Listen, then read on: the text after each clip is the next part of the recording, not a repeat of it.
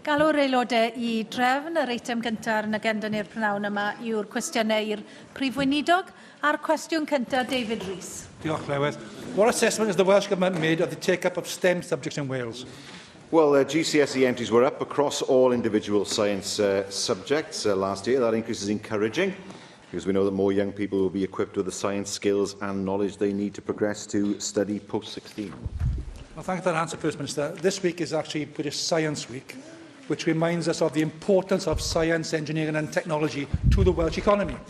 You were with me last week at the Carter Works, where again they highlighted the role they had for apprentices and they want to take more engineering apprentices on. But there's a take-up reduction in girls taking science subjects and engineering subjects. What can you do to actually encourage more young females to take up science, take up engineering, so that they can be involved in the agenda in our economy for engineering, science and apprenticeships, graduates, to actually take us forward? Well, we know we need to ensure that greater numbers of young women go into STEM subjects. We are working to address the actions that were identified in talented women for a successful Wales.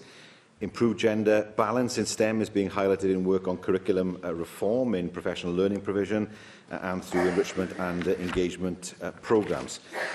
The National Networks for Excellence have also been tasked to consider gender equity, and we know teachers have a big influence on young people's study choices, so it's essential that our schools are supported to enhance girls' experiences of STEM learning.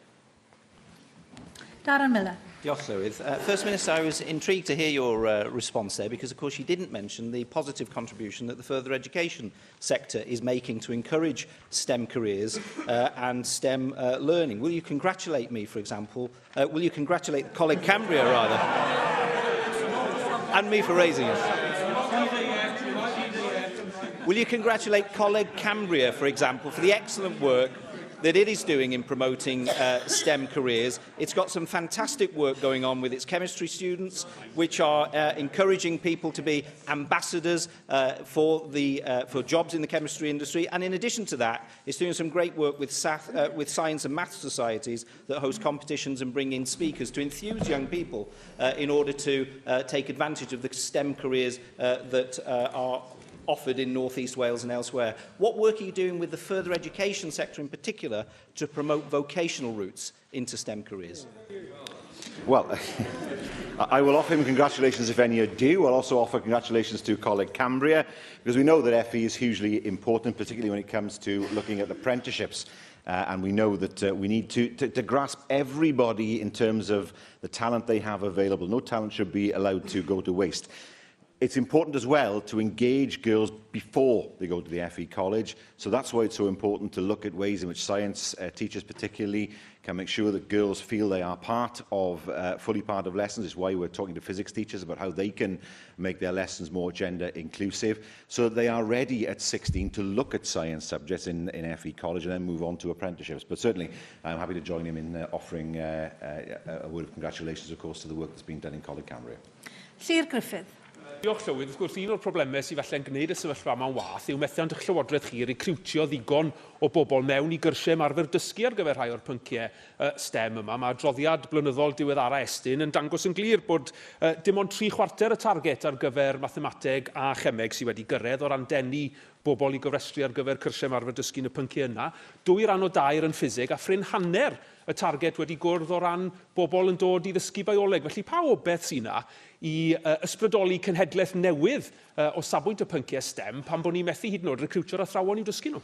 Wel, mi'n wir I weid bod cefnogi y proffesiwn dysgu. Mae hwnna'n rhywbeth sydd yn holl bwysig i'r newidiadau sy'n mynd I gymryd lle yn y byd addysg, ac wrth gwrs ni yn sicrhau bod y gefnogaeth sydd ar gael ar hyn o bryd ynglyn â'r safon o ddysgu, o fathemateg, gwyddoniaeth a thechnoleg yn para I wella ymhlith y gweithlu ynglyn ag athrawon. So na, mi'n wir I weid, tra bod ni'n symud ymlaen i'r cwricwlwm newydd, bod ni'n deall bod yn holl bwysig I sicrhau bod yna ddigon o bobl ar gael mwyn dysgu, nid dim ond gwyddoniaeth gwrs yn ysgolion Saesneg, ond fe sy'n weithiau yn fwy anodd dysgu trwy gyfrwng y Gymraeg ynglyn â gwyddoniaeth. Newn ni ddim cyrraedd y targed o'r enghraifft o filiwn o siaradwyr Cymraeg erbyn canol y ganrif hyn, os ni'n gwneud gwrs hefyd yn sicrhau bod yna ddigon o athrawon gyda ni mwyn bod ni'n gallu ehangu addysg trwy gyfrwng y Gymraeg. Cwestiwn 2, Mandy Jones. Diolch, Llywydd.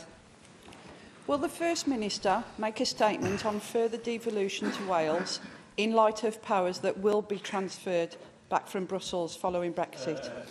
Well, I mean, the UK government language on further devolution on new powers is not quite accurate because those powers would come to us anyway.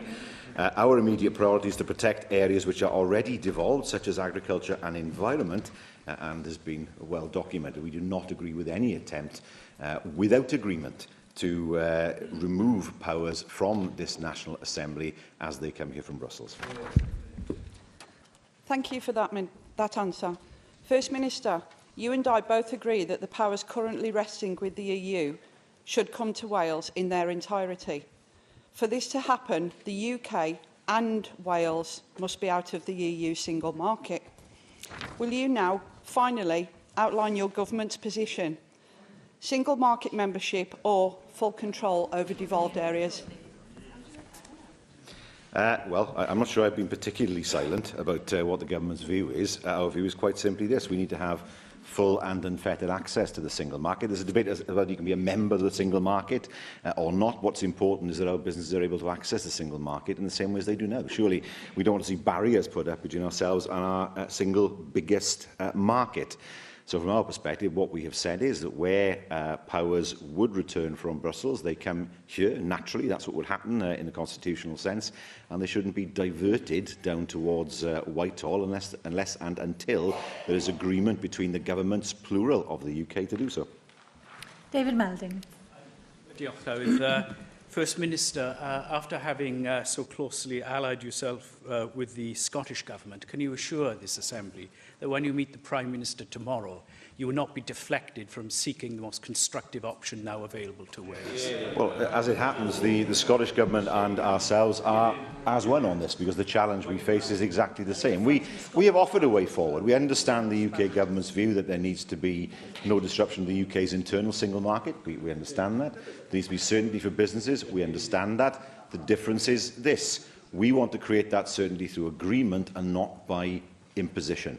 And that's where we need the UK Government to be, to recognise that there is no one government in the UK that controls Brexit, but there are different governments who will be representing their different nations. And ourselves and Scotland have been in the same position, and we have jointly put forward suggestions that we think would help to create the certainty that everybody wants to see. Steffan Lewis. Diolch, Llywydd. Wrth gwrs, cyn ni siarad am bwerau newydd i Gymru ar ôl adael yr Undeb Ewropeaidd, mae mater fach o bwerau'n cael ei tynnu yn ôl o Gymru yn y cyfamser, rhywbeth mae Llywodreth San Steffan wedi cyfadde y bydd yn digwydd dros y penwythnos. Nawr, ni wedi gweld gwelliannau Llywodreth San Steffan i cymal 11 y mesur. I ni'n gwybod y bydd gan Llywodreth San Steffan yr hawl i ddod â gorchmynion newydd i Senedd San Steffan, heb ganiatad y Senedd hon, fydd yn ymyrryd gyda materion sydd wedi datganoli, a hyd yn oed gall y gorchmynion yna troi mewn i ffurfio rhannau o fframweithiau Prydeinig yn y dyfodol eto, heb caniatad y Senedd yma. A fi wedi sylwi bore yma bod iaith y Llywodraeth yma yng Nghymru wedi dechrau meddalu ynglyn â'r materion yma, a hoffwn ni cael sicrwydd gan y Prif Weinidog nad yw ar fi'n cytuno i gyfaddawdi y bydd yn ddirywio ar cyfansoddiad Cymru. Na, fel sefyllfa ddim yn dibryniol i ni, a fe si drafod hwn gyda Nicola Sturgeon ddo. Ni yn gwmws yr un lle, sef, dwi ddim yn ddigonol bod y pwerau yn aros mewn un lle, a wedyn gweld y pwerau hynny yn cael i ddefnyddio mewn ffordd sydd ddim oles i Gymru na'r Alban. So felly does na ddim gobeith o gwbl i ni i gytuno unrhyw beth bydd yn rhoi unrhyw fath o ganiatad yn ei llaw rhydd i Lywodraeth San Steffan i newid cyfreithiau ailradd heb unrhyw fath o ganiatad gan Gymru na'r Alban. Cwestiwn nawr gan arweinwyr y pleidi arweinydd yr wrthblaid Andrew R.T. Davies. Thank you, Presiding Officer. First Minister, in relation to ambulance response times, with the new categories, the government does seem to have made progress. But we do know over the last couple of months, across the United Kingdom, ambulance response times have been under pressure. Recently, in the press, there have been examples of extreme waits that patients and people have had to wait for ambulances. I cite a gentleman in Dinas Powys who waited 16 hours to receive an ambulance. I cite an example yesterday in the South Wales Evening Post where a lady was taken to hospital after such a long wait for an ambulance and returned home, only to find the ambulance turning up 20 hours later in West Wales. And in my own region, yesterday in Cowbridge, a lady waited 10.5 hours for the ambulance to turn up on Sunday and getting admitted to A&E at 1:15 in the morning on Monday morning. I hope that you can recognise that there are these cases out there. I don't look to you to comment on those individual cases because I appreciate you can't do that. But does the government recognise that there is a real issue when it comes to certain waiting times across the whole of Wales for the Welsh Ambulance Service to respond to? And if you do recognise that, what measures are you putting in place to address those deeply distressing wait times that families, patients and indeed the paramedics and operators of the ambulance service have to deal with? Well, I have no reason to doubt the examples that have been cited by the Leader of the Opposition, and those examples need to be investigated, of course, and investigated fully. Could I say that the ambulance response times model was devised by clinicians? It is designed to ensure that those who are most in need of an ambulance get an ambulance. We know that ambulance response times have improved greatly over the past few months, and indeed now for more than a year. But there will be examples that he has detailed which need to be looked at to see why such a situation has arisen. It is right to say that there's been a great deal of pressure on the NHS and indeed on ambulances across the UK over the past few months particularly. And of course the cold snap of last week did have an effect, particularly on missions of strokes, where there was a substantial increase in the number of people who had had strokes because of the cold weather. So what we do, of course, is to look to ensure that individual cases are looked at. When it comes to the actual model that's used, it is a model that was devised by clinicians. I made the specific point when I opened my remarks by saying that there has been progress on ambulance response times in certain categories, but it is undeniable that week after week we are seeing cases, both in the press and reported here in the chamber, of extreme waits that are hugely distressing to the paramedics, the teams who manage the ambulance service, and importantly the patients and families who have called for the ambulances to come in their hour of need.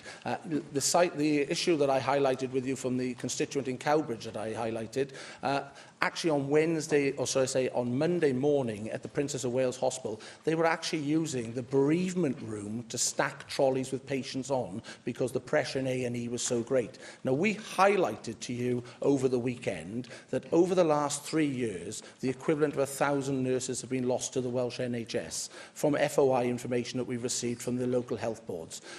If you haven't got the staff on the front line, how on earth are you able to deal with the patients coming through the front door and the increased demand on the NHS so that ultimately the 999 service can respond instead of being parked in car parks around the country?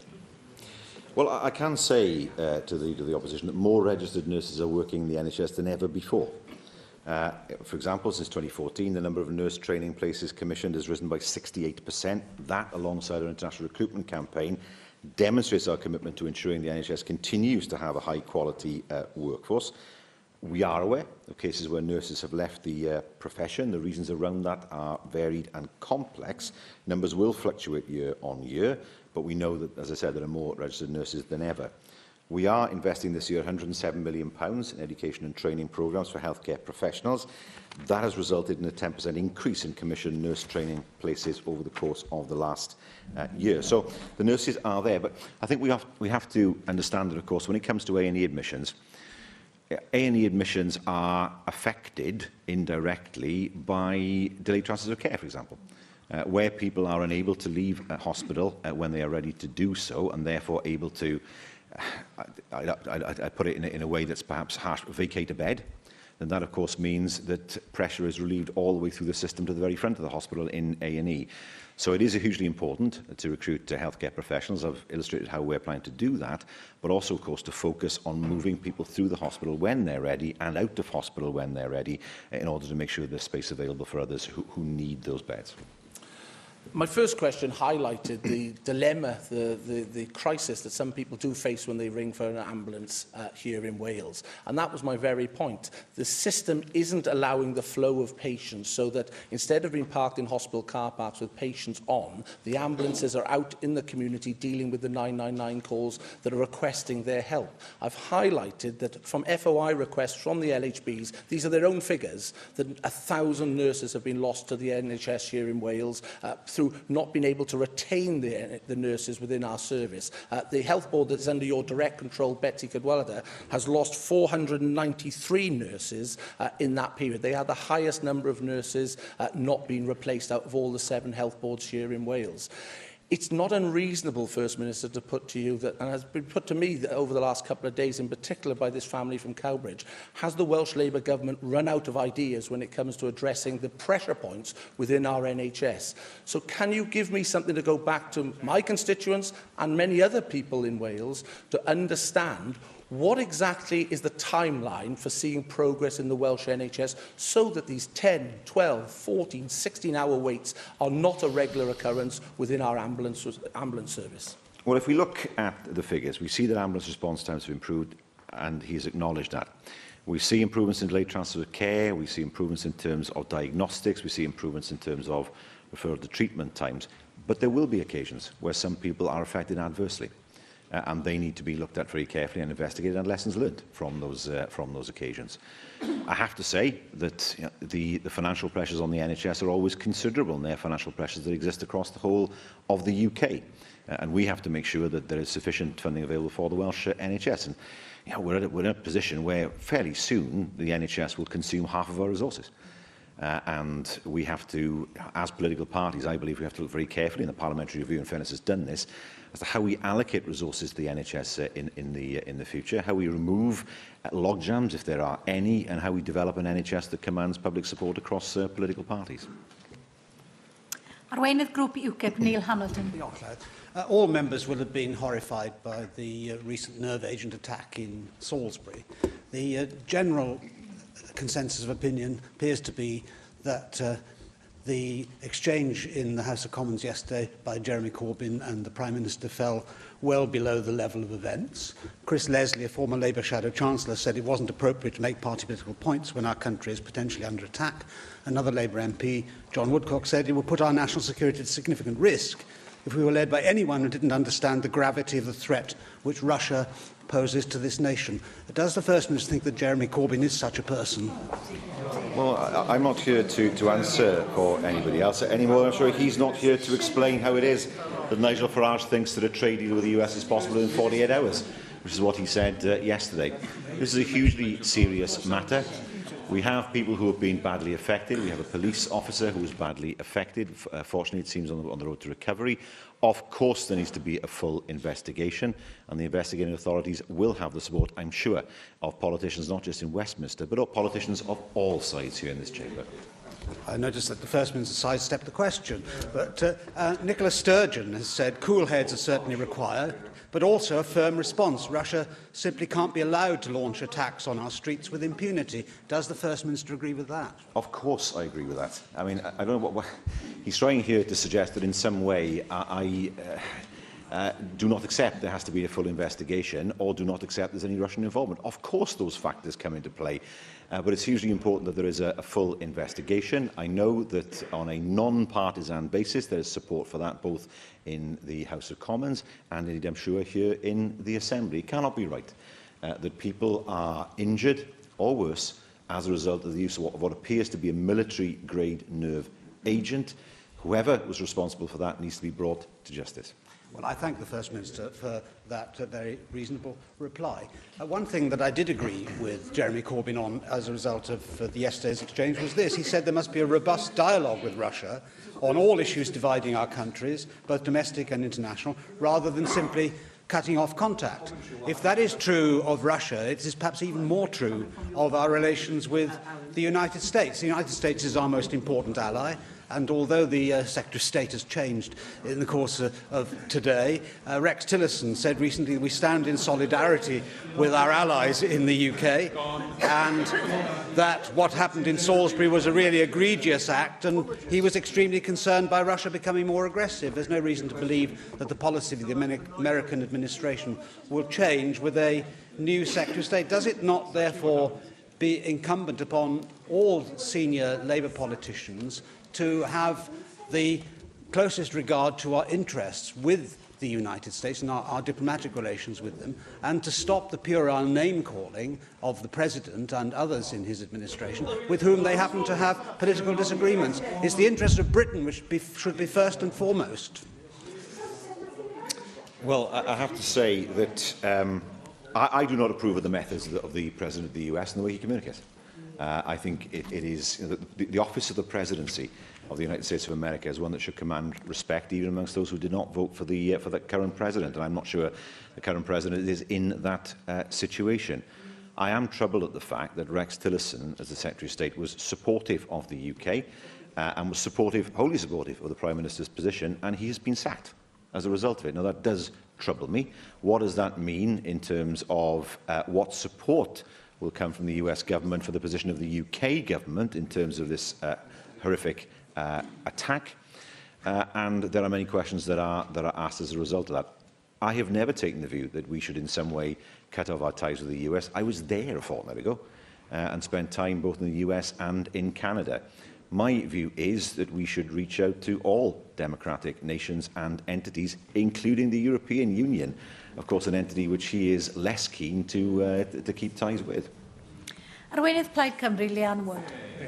Diolch, Llywydd. First Minister, can you outline the role of Assembly members, the role that we have in terms of scrutiny of the South Wales Metro Plan and the next rail franchise? Well, it's open up to members, of course, to scrutinise the government's plans in the normal way. Well, the comparison of the South Wales Metro to the Loch Ness Monster by one of your backbenchers sums up how many of us feel about it.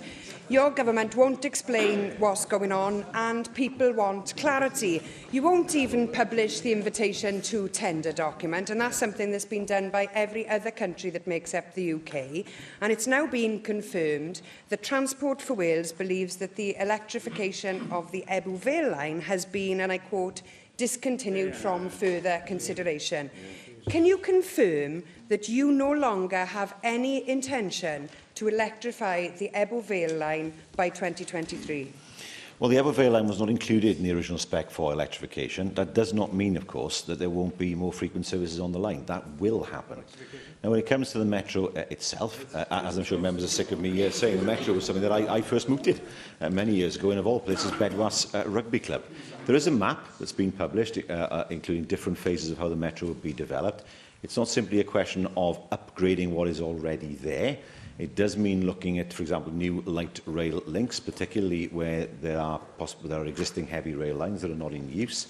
It does mean looking at the way buses interact with both light rail and heavy rail. And we've shown our commitment, of course, by making sure that we have control of the track itself, to make sure that we're not in the hands of Network Rail, over whom we have no powers to direct. We fully intend to move forward, and we've allocated money for this purpose, with better trains, more convenient trains, a reasonable price, an integrated network, and, of course, more frequent trains. And that's exactly what the Metro will deliver. This sounds to me very much like a reverse gear, First Minister. Your original business case included the Ebbw Vale line. It said, and I quote, "The case for electrification of the Valleys Line rail network is first and foremost on the basis that all lines are included from Ebbw Vale to Maesteg, and with the Vale of Glamorgan line included."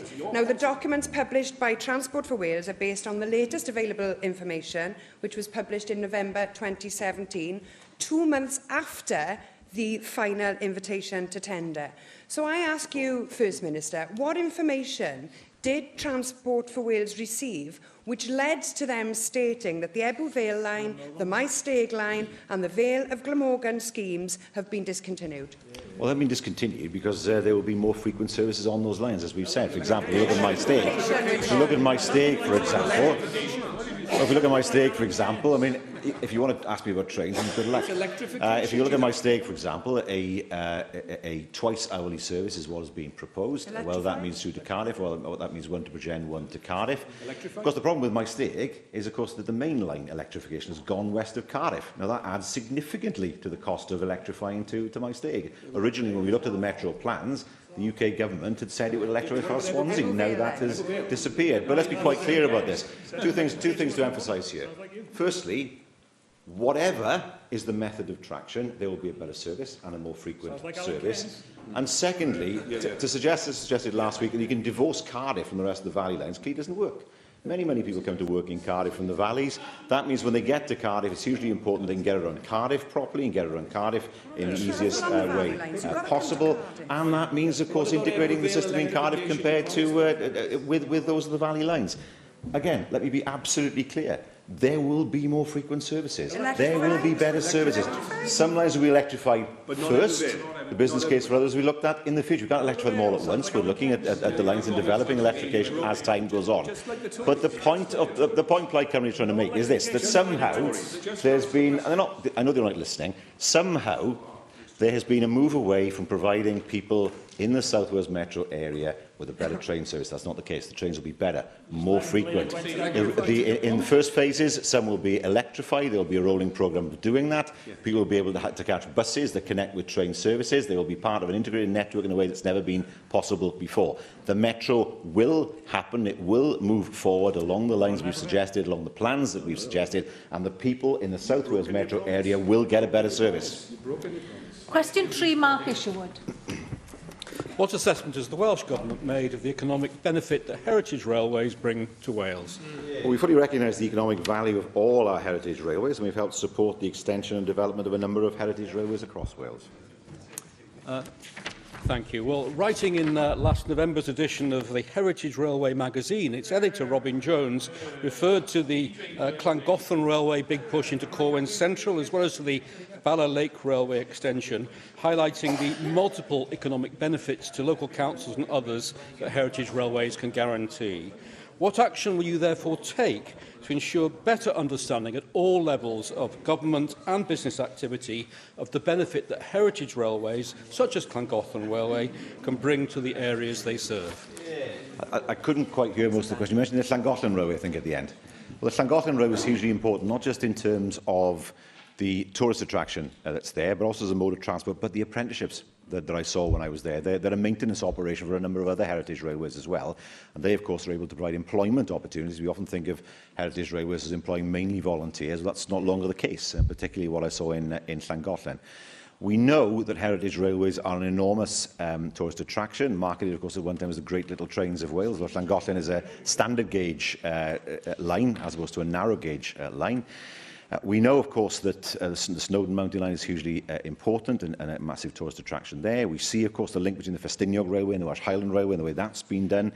So, from our perspective, we have funded heritage railways in the past. For example, the Welsh Highland Railways had 420,000, Snowdon 300,000, the Llanberis Lake Railway 400,000 for a line extension. So we do understand how important heritage railways are, and we'll look to support them in the future.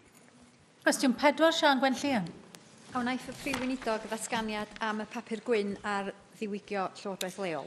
Wel, wrth ddweud si pan i'r aelod pan ofynodd i yr ail cwestiwn tebyg wrthnos diwetha, mae'r dull gweithredu o ran cryfhau Llywodraeth leol yn cael ei ystyried, a bydd ysgrifennydd y Cabinet dros Llywodraeth leol a gwasanaethau cyhoeddus yn gwneud datganiad maes o law. Oeddech chi'n sôn bod fi wedi gofyn wrthnos diwetha pam nes i ofyn am hyn am yr bedol mae'ch Llywodraeth chi wedi wneud. Fe ddudwch chi nid yw'r sefyllfa wedi newid ynglyn â'r ffordd ymlaen. Roedd hyn yn awgrymu i mi nad oeddech chi'n ymwybodol o ddatganiadau diweddar eich ysgrifennydd Cabinet Alun Davies. A mae hyn yn rhyfeddol i mi ac yn awgrymu nad ydych chi'n cymryd llawer o ddiddordeb mewn Llywodraeth leol, sef y rhwyd sy'n cadw ein pobl mwyaf bregus yn ddiogel, a 2, nad oedd unrhyw drafod wedi bod yn eich Cabinet chi am y newid cyfeiriad presennol. Felly, fedrwch chi'n goleuo ni ychydig bach mwy na da chi wedi wneud yn barod ynglyn â'r cyfeiriad fyddwch chi'n gymryd fel Llywodraeth? Wel, fel un oedd yn gynghorydd ar un adeg cyn dod i'r lle yma, fi'n gwybod faint mor bwysig mae Llywodraeth leol a gwaith, wrth gwrs, mae aelodau yn wneud yn lleol i gynrychioli i cymunedau. Ond gael ddweud, un peth sydd ddim yn ei newid yw allai'r system presennol ddim parhau, fel mae ar hyn o bryd. Yn ail, mae'n holl bwysig i sicrhau bod cydweithio rhanbarthol yn dal i ddigwydd. Mae hwnna wedi gwneud gwaniaeth mawr, er enghraifft, i addysg, lle ni wedi gweld gweithredu ynglyn â y myfyrwyr yn gwella yn fawr iawn dros y blynydde diwetha, ond mae yna ddadl i gael, wrth gwrs, ynglyn â beth dylai'r ffordd ma'n i fod yn y pen draw. Allwn ddim sefyll lle i ni, ond yna beth ydy'r ddadl dros y misoedd nesaf, beth felly yw'r cyfeiriad o'r ymlaen, a wrth gwrs mae hwnna'n agored i aelodau i roi i fynegu barn amdano. Nick Ramsey. Diolch. First Minister, the Cabinet Secretary for Local Government has said that local democracy is all about participation, the usual pearls of wisdom we've come to expect from my friend Alan Davies. Alan Davies has also said that he wants councils to pilot innovative ways of voting which reflects people's busy lives, something which I would certainly agree with in principle. Of course, in practice, when you alter voting systems, it does open up the possibility of greater fraud. So how are you going to make sure that the new system of local government elections that follows on from these reforms doesn't open the door on a greater amount of fraud that we can't keep track on in the same way we can with the current voting patterns? I think on the issue of electronic voting, the issue of security is an important one. We don't have a situation in this country where people have to produce ID when they vote, and I hope that never has to happen in the future. So when it comes to postal votes and when it comes to people voting in person, I think we have as robust a system as we can get. Now, in principle, I favour the idea of electronic voting, but I'm not convinced that the security yet exists to make sure that that system is robust, and I think that's where we need to go. So I wouldn't object to electronic voting in the future, but I think the public would need to be reassured, especially in the present day, that there will be no prospect of systems being hacked, or indeed any prospect of somebody impersonating another voter. And that, I think, is where the work needs to be done over the next few years. David Rees. First Minister, as you've just identified, local government reform is under consultation at this point in time, or will be under consultation. But the boundary changes for EBMU were premised upon one local authority saying they wanted to change to suit their services better. Do you think it's now wise to actually go ahead with any changes with that boundary change whilst we await the consideration of reform for local authority, and therefore should it actually now be put on hold whilst the local authority reform is considered? Well, I mean, the consultation has ended. We will look, of course, at the responses to that consultation, and that will form part of our thinking in terms of local government. Vicky Howells. Diolch, Llywydd. First Minister, I'm sure that one thing that every AM in this chamber would agree on is the need to increase people's engagement in the democratic process and increase turnout at elections. And I know that one idea that's being considered as part of the Welsh Government's package of reforms is electronic voting. In framing my supplementary today, I wanted to cite an example where electronic voting had improved turnout, but actually looking at the experiences of Norway and Estonia, electronic voting actually had little effect in increasing participation. Instead, it was noted that we need to emphasise why voting is important. What are the First Minister's reflections on this evidence, and how best can we highlight the reasons why political participation is so crucial? Yes, it's difficult to know, without looking at fully at the evidence, why that situation occurred in Norway and Estonia. I think what's important is to offer people as many methods of voting as is reasonable, to give them as much chance as possible to vote. We have historically in this country voted on Thursday, not always, as the member on the D-side knows. But, for example, other countries vote on the weekend. The reason why we never had votes on a Sunday is my grandfather wouldn't have voted on a Sunday, bluntly. Sabbatarianism. I'm not sure we're in a similar position to that now. So I think we do need to look at whether weekend voting is the way forward. Of course, there are some people who are working on a Saturday or Sunday, but flexibility there, electronic voting, postal voting. It's important, I think, that we look at as many means as possible of enabling people to vote as long as those means are secure. Question 5, Julie Morgan. What plans does the Welsh Government have to improve access to women's health services? Well, we expect Welsh Health Boards to provide a full range of safe and sustainable health services to women, taking account of NICE guidance and waiting time. Thank you for that response. More than 3 out of 4 abortions in Wales, nearly 80%, are medical rather than surgical procedures, which involve taking 2 doses of tablets within 72 hours of each other. Currently in Wales, both of these tablets have to be taken in a clinic, whereas in Scotland, women are now allowed to take the 2nd dose of misoprostol at home. Would the First Minister agree that women in Wales would be better off if they could take this 2nd dose at home, avoiding unnecessary medical appointments and also the risks of travelling often on public transport after taking the 2nd dose? Well, I can inform my friend the member for Cardiff North that clinicians have approached the Welsh Government about this issue. We are considering the evidence, in particular, of course, about the possibility for more efficient service and, of course, safer, improved outcomes for women before committing to any future plans. She is right to point to what is happening in Scotland. There is a judicial review, however, in Scotland that is ongoing. That challenges that policy. Obviously, we're taking an interest in that. So what I can say to her is that we're looking at the Scottish situation, looking to see in terms of safety whether that should apply to Wales, and of course looking to make sure that the judicial review, looking to see what the outcome of the judicial review actually is. Angela Burns. Presiding Officer. First Minister, over the last decade, approximately 70% of women who've been called forward to have breast test screenings have actually taken forward that invitation and have had the screenings that have sometimes saved their lives. However, there is a hardcore 30% that we are unable to reach to persuade them of the benefit of taking up this kind of screening. Do you think it would be an appropriate time now, after a decade, that we actually conduct some kind of survey to try to understand what the barriers are to that 30% accessing what could be potentially a life-saving screening service, and how we can then address their concerns so that we can have a better uptake for this very vital element of women's health? I think the member makes a perfectly sensible suggestion, and one which needs to inform the work that we are doing with public health teams, health boards and primary care clusters to improve the screening uptake. She is quite correct in the figures that she quotes. More worryingly, Breast Test Wales have observed a gradual decline in uptake since 2007, which is a worrying, not quite a long-term trend, but enough for it to be concerning in terms of a trend over the past 9 years. More than 110,000 tests are conducted as part of the programme. There need to be more, and examining why women don't take the opportunity of going through screening has to be an important part of making sure we go past that 70% figure. Question 6, Janet Finch-Saunders. Diolch Llywyd. Will the First Minister make a statement on the future roles of community and town councils in Wales? Well, an independent review is looking at the future role of community and town councils and what needs to be in place to enable them to play that role, and it will be reporting later this year. Over the past 7 years, I've had many concerns raised with me regarding the functions of community town councils, and in that time, also I've raised them here, but there's been 2 other reviews, so we're now finding ourselves in the middle of a review going forward.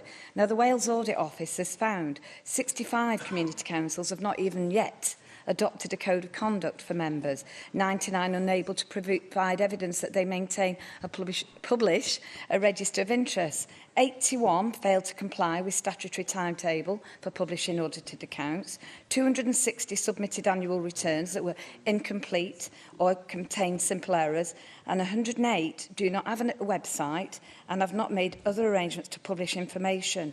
And we know that 81% of town and community council seats last year were uncontested or vacant. Now, I and many others consider community councils to be a very important level in our 5 layers currently of democratic governance.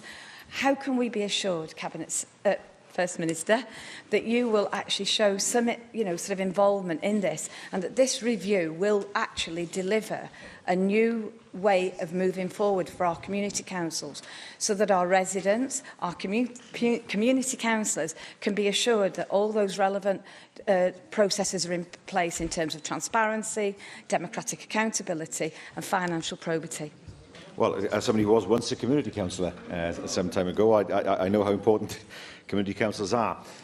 I think there are several issues there that the member raises which will need to be looked at as part of the process. First of all, we have a lot of community councils. There are 700 of them. They vary wildly in size. Some represent barely more than 100 people. Others, many thousands of people. I don't think it's realistic for us to expect the same of all of them, given their differences in size. For example, Barry Town Council, compared to Merthyr Mawr Community Council in my part of the world, there's an enormous difference in size. And there are some parts of Wales, the Rhondda, for example, where there are no community councils at all. So, as part of the review, I think it's hugely important to look at numbers, to look at capacity, to look at how we can give more powers to town and community councils. It may be asymmetric because of their size, the size difference, and how we can empower them in the future. All that is forming part of the review that's moving forward. I think I'm right in saying there's one, and the member for Monmouth will enlighten me on this. There is one, I think, community council in Monmouthshire where literally 1 in 8 of the population have to be on the council in order for the council to have a full quota of members. That's what I've been told. Well, in those circumstances, it is hugely difficult to have a situation where all seats are contested. And it's right to say that in a vigorous democracy, not necessarily on party political grounds, but in a vigorous democracy, we want as many people to stand for community councils as possible. Mick Antonin. Well, First Minister, in Taffeli and Pontypridd, of course, we have 6 very well-run, exemplary community councils who've put forward this submission towards the consultations underway. That's Llantrisant, Llantwit-Vardra, Pontyclun, Pontypridd, Taftswell and Nantgow and Tonarefel. And they put forward a number of recommendations in terms of how they see the role of community councils development. And I'll only ask you about one of those, because one of the things they suggest is that well-run town and community councils could well be a very effective facilitator for local heritage, sport and cultural projects. Do you think this is an area that we should be examining with regard to community councils, endorsing, supporting and upholding the local community, the local heritage, where they have real grassroots knowledge? Well, absolutely. I think active and activist community and town councils are a hugely important part of our democracy. And local knowledge can't be underestimated. I mean, for example, when I was a community councillor, we had people on there with an encyclopedic knowledge of the local footpaths. And we were responsible for them, and they were maintained as a result of that. And that was very well felt in the community, because they could see the footpaths being maintained. So it is important to see what we can do. First of all, to have consistency in terms of the sustainability of community and town councils, and then look to see what powers they can be given, as I said, because there are going to be big differences in size, to see what powers are appropriate for whatever size of community or town council there might be. Question 7, Jane Bryant. First Minister, give an update on Maternity Network Wales. Well, since its launch in 2015, the Maternity Network has brought together health professionals to work on 3 priority areas: reducing stillbirth, improving the quality and safety of services, and working in partnership with women and their families. And there are plans this year to align this network with the neonatal network. Thank you, First Minister. Stillbirth can have a devastating and long-lasting impact on families. The Safer Pregnancy campaign launched by Maternity Network in March last year has sought to reduce the risk of stillbirth. A study conducted by Emma Mills of St Willis Hospital's Clinical Research and Innovation Centre found that interventional care led to a marked decrease in stillbirth rates. Emma was instrumental in bringing the study to Gwent, and stillbirth rates dropped between 25% and 50% in the first year. The stillbirth rate in the Nyren Bevan Health Board last year was 4.3 per 1,000 births, notably lower than the national average of 5.8. Can the First Minister commend the work by Emma Mills and ensure that this work is disseminated to all health boards across Wales? And can he join with me in praising the excellent support provided by midwives and volunteers such as SANS, who help families from the early hours after a baby's death through to the weeks, months and years ahead?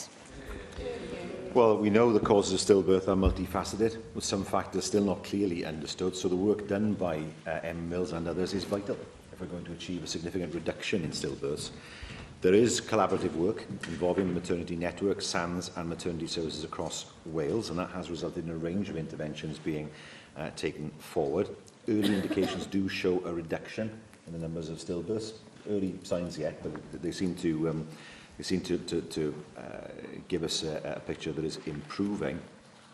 One thing I think is important as well is it's important that people who experience the effects of a stillbirth, to have bereavement support services available to them. I've seen this, with my own eyes, where people do feel that they have lost somebody. They do not see it in terms of a stillbirth, they see it in terms of a child. And hugely important then that bereavement services are available. It is now part of the core part of maternity services in Wales, and that is something I think it's hugely important for those who suffer so much as a result of experiencing stillbirth. Mark Reckless.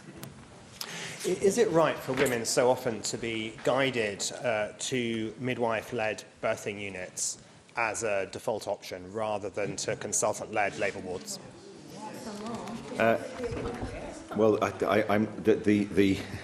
the women around me on the front bench have all said yes to that. That they're more than happy to be in the hands of a midwife. And midwives, of course, are fully qualified to deal with the vast majority of births. Where there are occasions when births are more difficult, then of course mothers are usually planned. Actually, this is usually planned. Mothers are taken to maternity units that have more specialised services, but midwives provide us with a fantastic service. Question 8, John Griffiths. What further steps will the Welsh Government take towards a more preventative approach to ill health in Wales? Well, prevention will continue to be central to our approach for improving and protecting population health. What does that mean? Well, looking at programmes such as smoking cessation, immunisation programmes and healthy schools and workplace programmes. First Minister, a few weeks ago, Sophie Howers, Commissioner for Future Generations in Wales, gave evidence in facing scrutiny to the committee I chair, the Equalities, Local Government and Communities Committee. She mentioned that she's proposing to Welsh Government that new money for health should be earmarked for the preventative agenda and subject to joint work between health and non-health bodies in an attempt to get the health service in Wales onto a more preventative and proactive footing in accordance with the Wellbeing of Future Generations Act. There seems to be a consensus that we do need to get onto the front foot in preventing ill health, in also, of course, meeting day-to-day, week-to-week, month-to-month health pressures that people rightly expect to be met. Would you support that proposal to use new monies in that way? I don't think we can use all new money that way because, of course, there are pressures elsewhere in the NHS. Sensibly, of course, I don't disagree with what he's saying. Prevention is, as they say, is better than cure. But we do also have to deal with the pressures that are put on the NHS, particularly pressures in acute services, and look to fund them. That said, £88 million has been allocated in this financial, or the last financial year rather, to Public Health Wales to provide this financial year, provide a range of measures aimed at preventing ill health. That means smoking cessation. We know that smoking is a significant factor in ill health, particularly as people get older. And quite often where people stop smoking, the effects are still there. It depends how long they've been smoking and on them as individuals. Screening, we've already mentioned screening in the chamber, how important screening is to prevent and detect the early stages of serious illnesses. Vaccination, childhood immunisation, that's hugely important. And also active travel, being able to give people the easiest opportunities to be able to walk, to be able to cycle, and it's good to see authorities such, if I can put in just a plug for Bridgend here, investing in cycle routes to make sure that people are able to cycle from the town centre in Bridgend all the way up Yogmore Valley and the Gowrie Valley on the cycle routes that exist there without ever having to go on a busy road. And being able to encourage people to be active and to maintain that habit of being active is hugely important in terms of prevention. And I know with him I'm preaching to the converted. Ac yn ola, Mohammed Ashkar. Presiding Officer, First Minister, the number of people living with diabetes in Wales has almost doubled in the last 10 years. Gwent has the highest prevalence in Wales, with research showing that 8% of the population of Naibevan Health Board area is living with diabetes. Can the First Minister confirm that the National Obesity Strategy covers both prevention and treatment, and will he commit his government to particularly targeting funds at diabetes hotspots such as South Wales East?